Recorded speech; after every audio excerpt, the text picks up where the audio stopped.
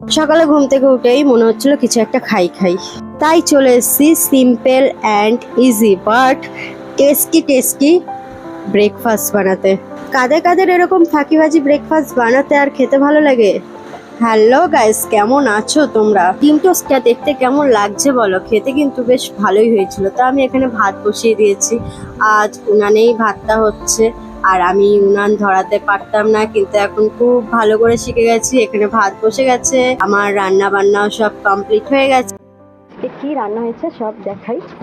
আজকে করেছি আম দিয়ে ডাল, এখানে পাবদা মাছের ঝাল, এখানে মাছের তেল পেঁয়াজ দিয়ে ভাজা, এখানে আছে পটল ভাজা, কুমড়ো ভাজা, উচ্ছে ভাজা।